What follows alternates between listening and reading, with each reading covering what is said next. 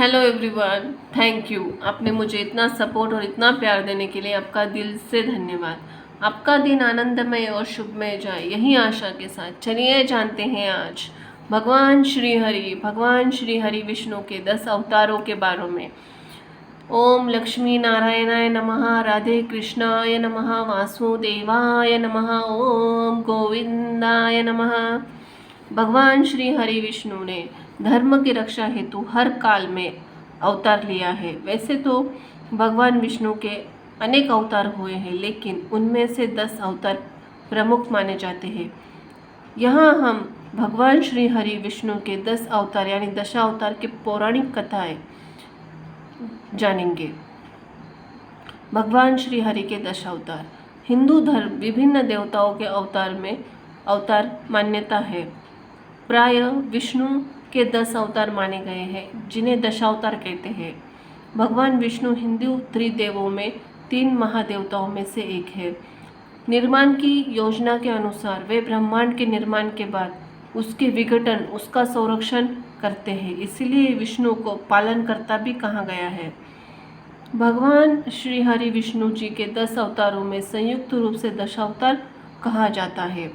यदा यदासि धर्मस्य ग्लानि निर्भवति भारतः अत्युत्थानम् अधर्मस्य तदा मानः सृजाम्यहम् परित्राणाय नाय साधूना विनाशाय च दुष्कृतिं धर्म संस्थापनार्थाय संभवामि युगे युगे। जब जब धर्म की हानि और अधर्म का उत्थान हो जाता है, तब तब सज्जनों के परित्राण और दुष्टों के विनाश के लिए मैं विभिन्न युगों में से उत्पन्न होता हूँ। युग अनुसार भगवान विष्णु जी के अवतार। हिंदू मान्यता के अनुसार 4 युग होते हैं, जो क्रमशः सतयुग, त्रेतायुग, द्वापर युग और कलयुग, जिसमें भगवान विष्णु ने विभिन्न अवतार लिए हैं, जिसे तालिका के माध्यम से बताया है। अभी कल्कि का अवतार होना शेष है। कल्कि का अवतार कलयुग में अंतिम चरण होगा। अभी कलयुग का प्रथम चरण चल रहा है। युग और अवतार। सत्ययुग में मत्स्य, कूर्म और वराह। त्रेता युग में नरह, नरसिंह, वामन, परशुराम और राम। द्वापर युग में कृष्ण। कलयुग में बुद्ध और कल्कि। सबसे पहले आता है मत्स्य अवतार। मत्स्य अवतार भगवान विष्णु का प्रथम अवतार है। यह अवतार सृष्टि के क्रम को पुनः स्थापित करने के लिए किया गया था। सतयुग में आदि में राजा सत्यव्रत मनु हुए थे। भगवान मत्स्य अवतार में सत्यव्रत से कहा, सुनो राजा सत्यव्रत, आज से 7 दिन बाद प्रलय होगी। तब मेरी प्रेरणा से तुम विशाल नाव में तुम्हारे पास आएगी। तुम सप्त ऋषियों, औषधियों, बीज और प्राणियों के सूक्ष्म शरीर में उसमें लेकर बैठ जाना। सत्यव्रत जी ने ठीक ऐसा ही किया। रास्ते में भगवान जी ने मत्स्य नारायण ने मनु को मत्स्य पुराण भी सुनाया।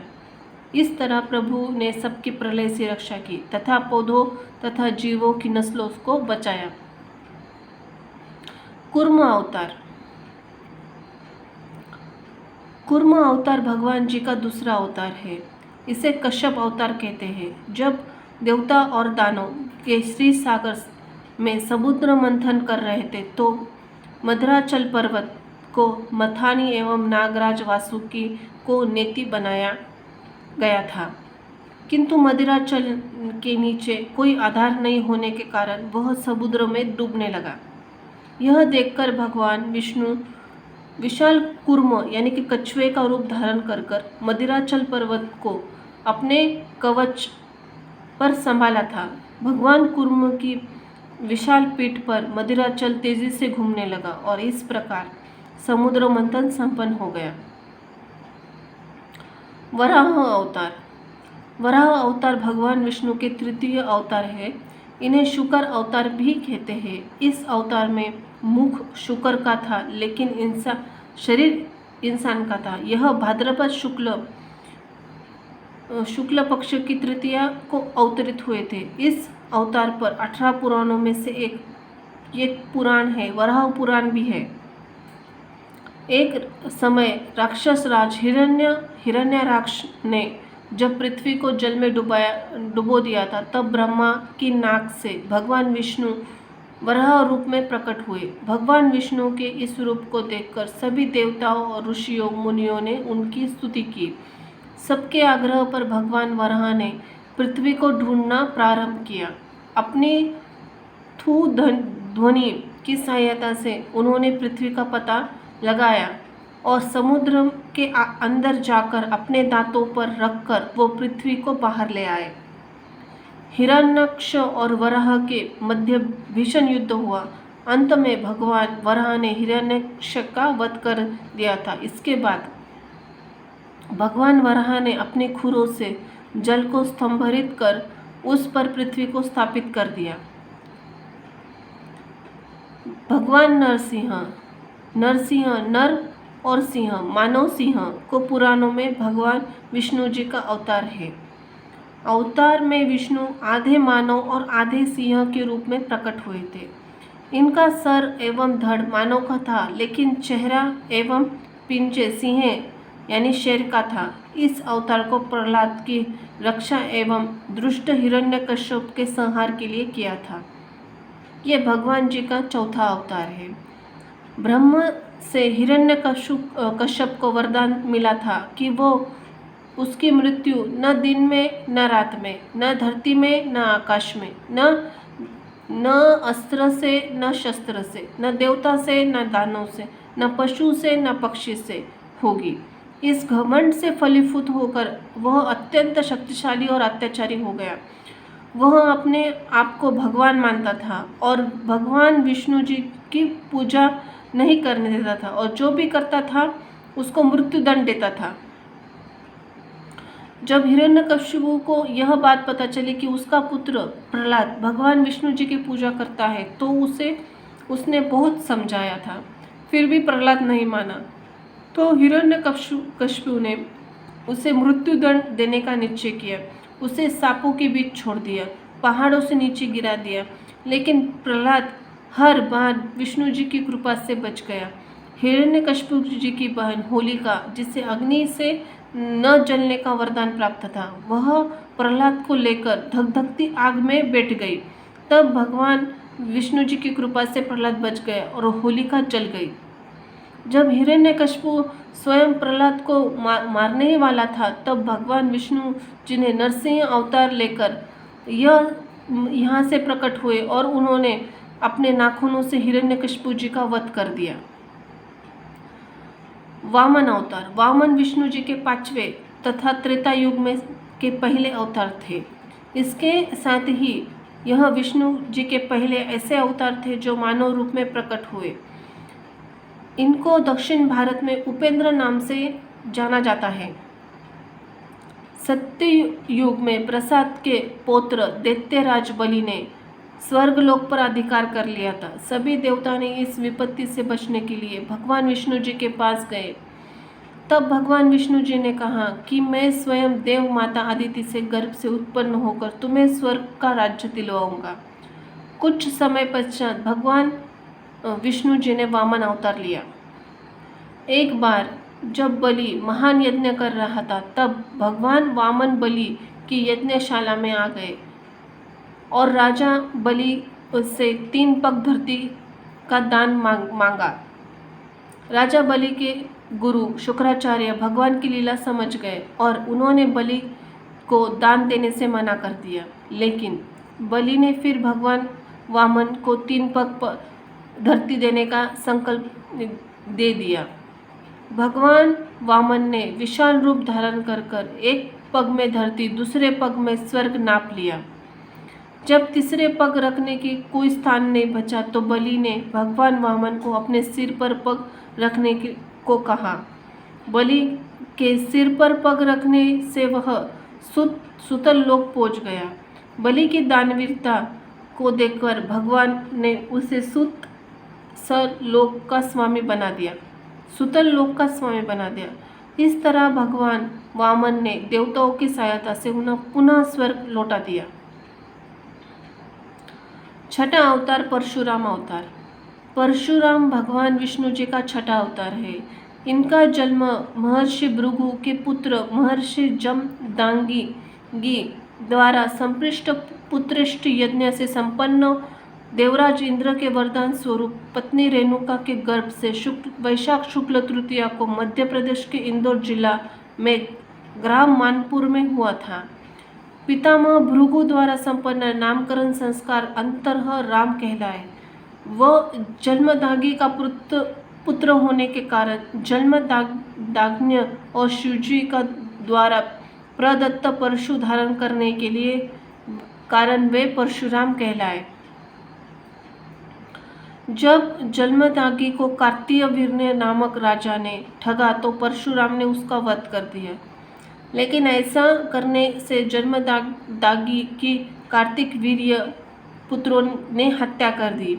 परशुराम ने इसे हस्तोत्साहित होकर पूरी पृथ्वी को क्षत्रिय विहीन करने का निर्णय लिया था और अपने इस संकल्प को उसने 21 बार पूरा किया। श्री राम जी का अवतार। श्री राम जी भगवान विष्णु के 7वें अवतार हैं। इन्हें श्री राम और श्री रामचंद्र के नामों से जाना जाता है।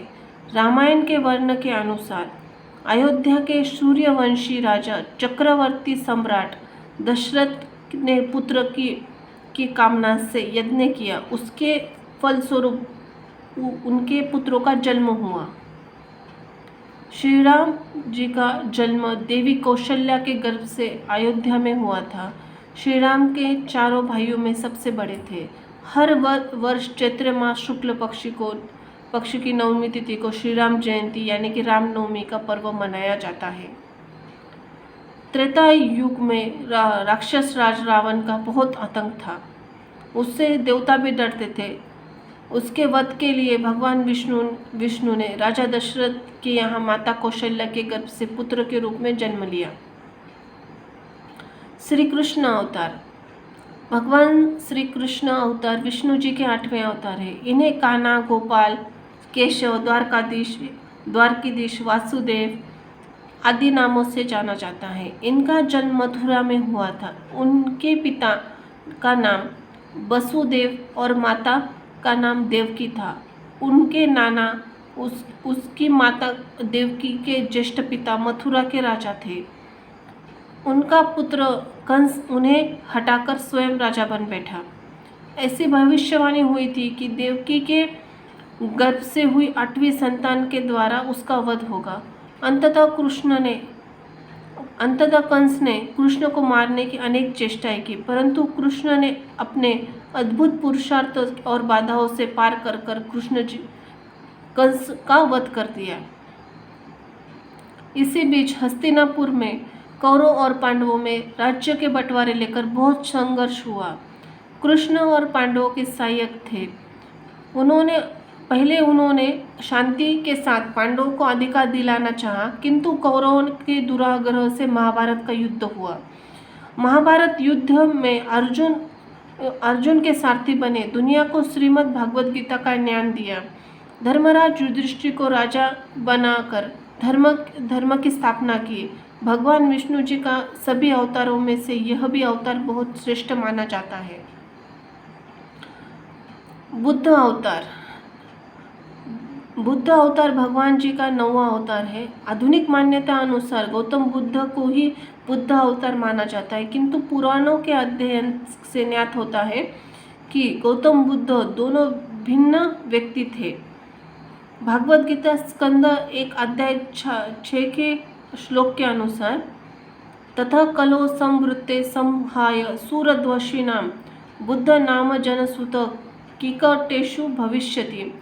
कलयुग में देवद्वेषियों को मोहित करने और नारायण किकट प्रदेश बिहार या उड़ीसा में अंजन के पुत्र के रूप में प्रकट होंगे, जबकि गौतम बुद्ध का जन्म वर्तमान के नेपाल राज्य शुद्धोदन के घर हुआ था।